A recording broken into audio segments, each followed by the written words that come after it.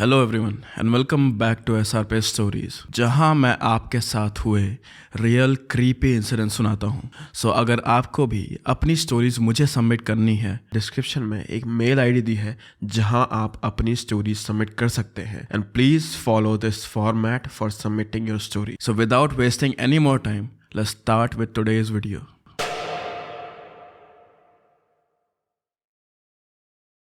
मुझे कई सारी आर्मी कैंट की कहानियां आती हैं जहां लोगों ने तरह तरह की चीजें एक्सपीरियंस करी हैं। एंड अराउंड दीज प्लेसेस कई सारे लोगों ने अपने लव्ड वंस को खो दिया है, कभी लड़ाई की वजह से तो कभी बीमारी की वजह से। पर आज की कहानी एक जंगल के बारे में है। लोग कहते हैं ना ये चीज की जंगल के रास्ते से अकेले कभी नहीं जाना चाहिए। एंड अगर तुम लोगों ने मेरी लास्ट वाली वीडियो देखी होगी जिसमें मैंने अपनी स्टोरी बताई थी, तब तो तुम्हें ये श्योर हो गया होगा कि जंगल रास्ते कभी अकेले जाना ही नहीं है। लेकिन आज की कहानी सुनने के बाद ये तुम्हें पक्का हो जाएगा कि कभी भी रात के अंधेरे में जंगल के रास्ते से नहीं जाना चाहिए।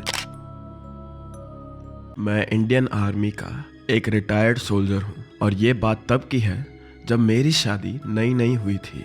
उस दिन मैं और मेरे कोलीग्स नाइट ड्यूटी पर थे क्योंकि अगले दिन हमारे कमांडिंग ऑफिसर विजिट पर आने वाले थे, जिस वजह से हमें उस दिन ऑफिस शाम को 7 बजे जाना था।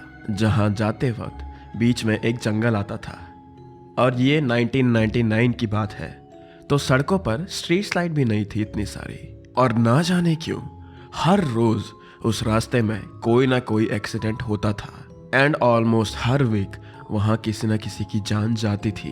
तो मैं और मेरे कलीग्स शाम को साइकिल से ऑफिस जा रहे थे और शाम के 7:30 बज रहे थे।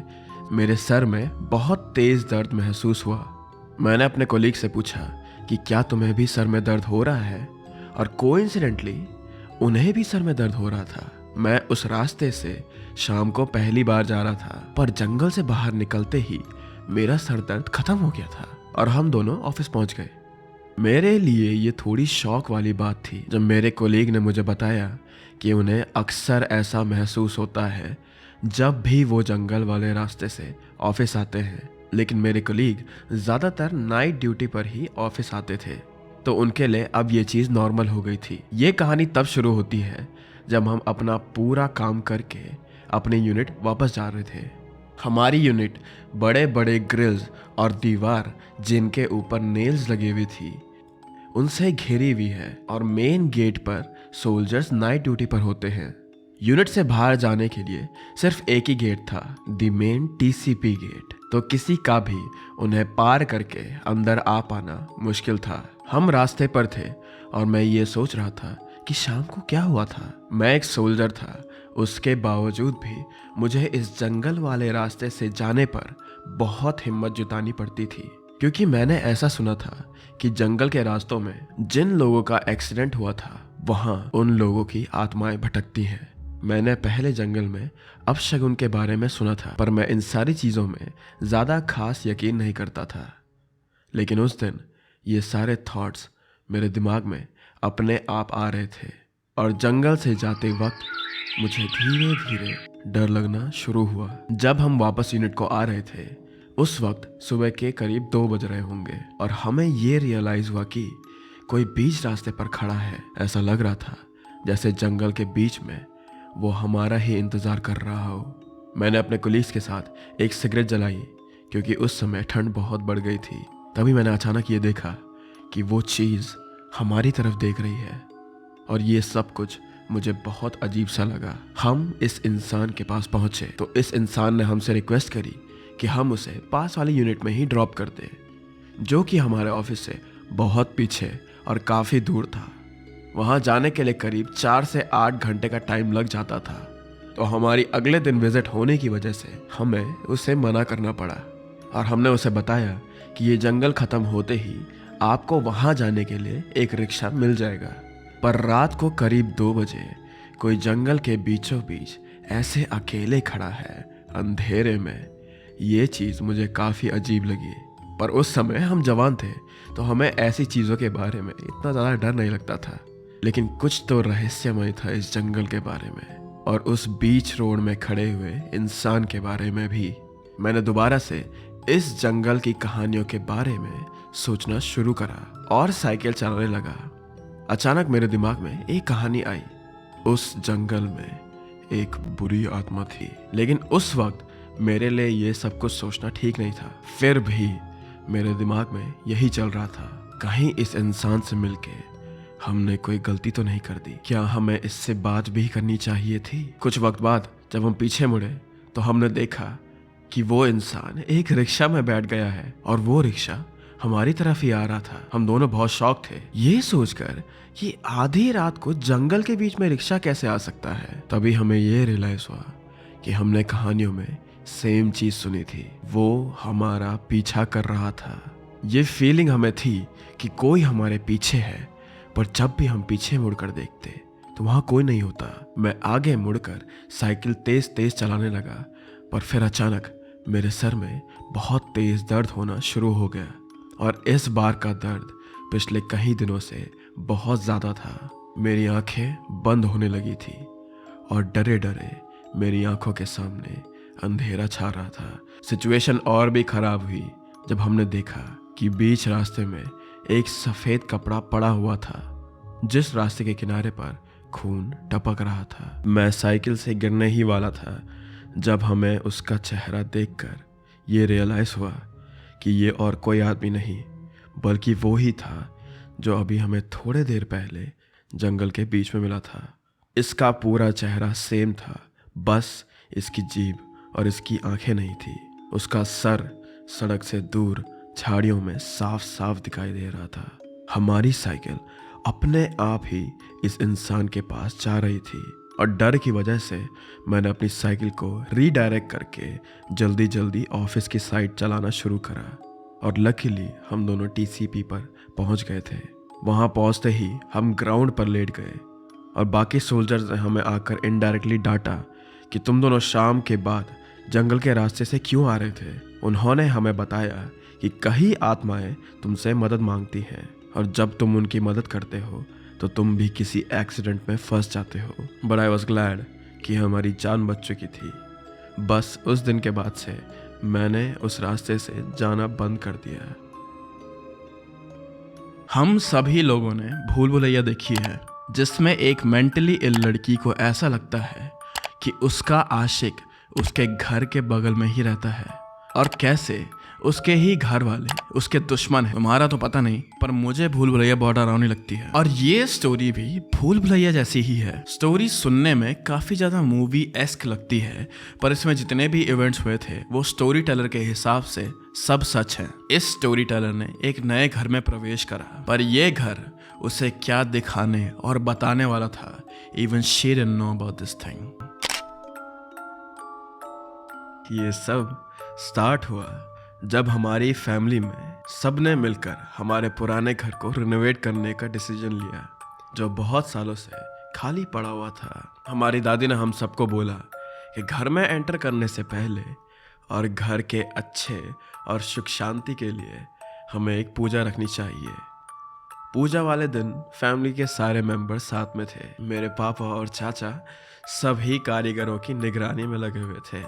मेरी दादी और चाची मम्मी की पूजा की तैयारियों में मदद कर रहे थे और मेरी बहन घर में यहाँ वहाँ खेल रही थी और मैं अपनी दादी के साथ बैठा हुआ था, जो हमें सुपर नेचुरल कहानियाँ सुना रही थी। और तब उन्होंने मुझे एक बहुत पुरानी बात बताई, बहुत साल पहले एक औरत के बारे में, जिस घर के लिए हम पूजा कर रहे थे उस घर में अपनी जान ले ली थी।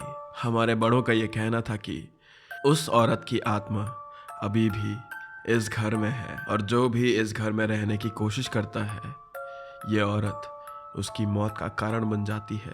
पूजा स्टार्ट हुई और मुझे बहुत ही अनईजी फील होना शुरू हो गया। पंडित ने मंत्र पढ़ने स्टार्ट किए और जैसे ही पंडित उस कमरे की तरफ पहुंचा जिस कमरे में उस बुढ़ी औरत ने अपनी जान ली थी, सिचुएशन बहुत ही गंभीर हो गई।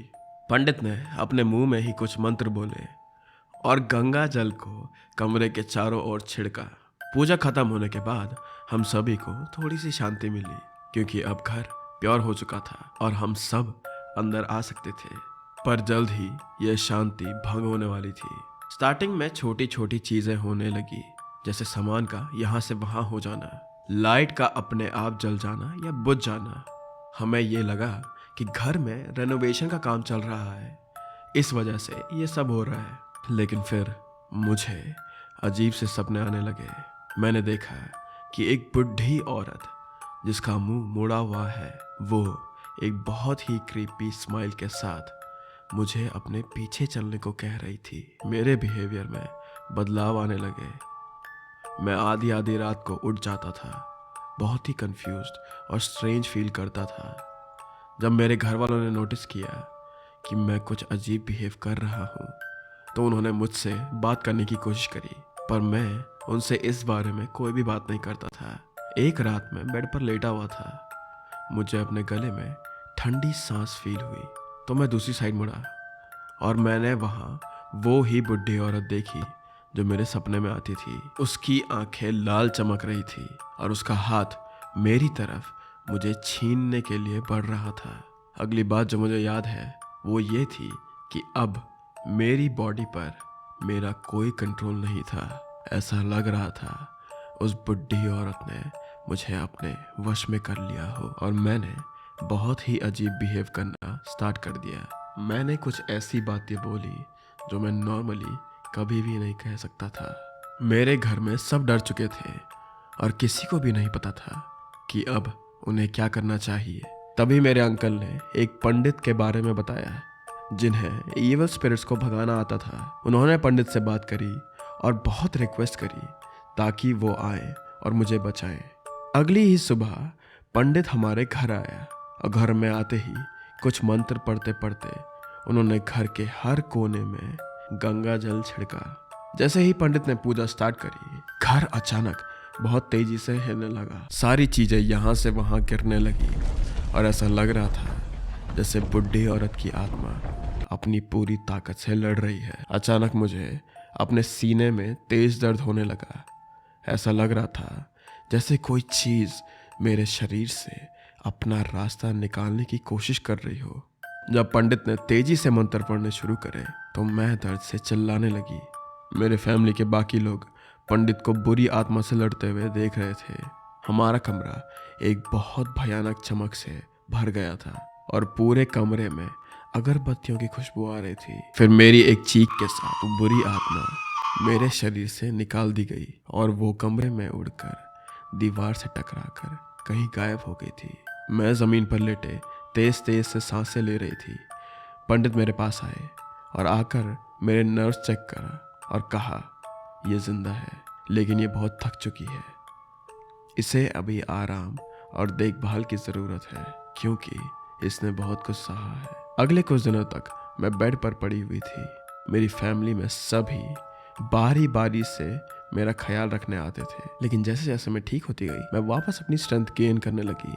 मैं फिर भी ये फील कर रही थी कि अभी भी कुछ सही नहीं है। एक रात जब मेरी नींद खुली तो मैंने अपने आप को अपने कमरे में अकेला पाया। मेरे घर में बाकी सब सोने चले गए थे।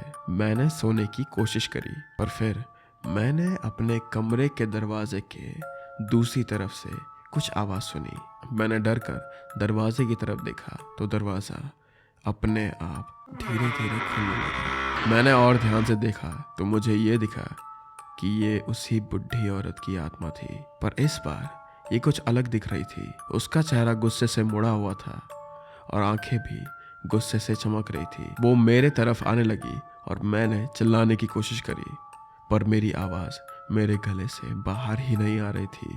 मुझे ऐसा लग रहा था कि मैं पैरालाइज हो चुकी हूँ। जैसे ही वो मेरे बेड पर आई एंड मेरे पास आती गई, उसकी ठंडी सांस मुझे दोबारा फील होने लगी। उसने मेरे कान में धीरे से कहा, तुम मुझसे बच के कहीं नहीं जा सकती हो, मैं हमेशा यहीं रहूंगी तुम्हारे इंतजार में। और फिर एक हवा के झोंके के साथ वो अचानक से गायब हो गई। मुझे समझ नहीं आ रहा था कि मैं क्या करूं। उस रात के बाद से मैं हर जगह उसकी प्रेजेंस फील करती थी। मेरी फैमिली ने मेरी मदद करने की बहुत कोशिश करी लेकिन सब उस आत्मा की शक्तियों के आगे कमज़ोर थे। एंड में हमारे पास उस घर को छोड़ने के अलावा और कोई रास्ता नहीं था। पर इतने साल बाद भी जब भी मैं ये सोचती हूँ तो मुझे अंदर से कुछ अजीब सा फील होता है। Okay, thank you so much for watching this video. And again, अगर आपको भी अपनी स्टोरीज मुझे सबमिट करनी है then please use the email link that I have given in description. Don't submit fake stories to me guys. And अगर हो सके तो अपनी स्टोरीज को प्लीज थोड़ा डिस्क्रिप्शन में लिखिए। Other than that, please like and subscribe and I will see you very very soon. Bye bye.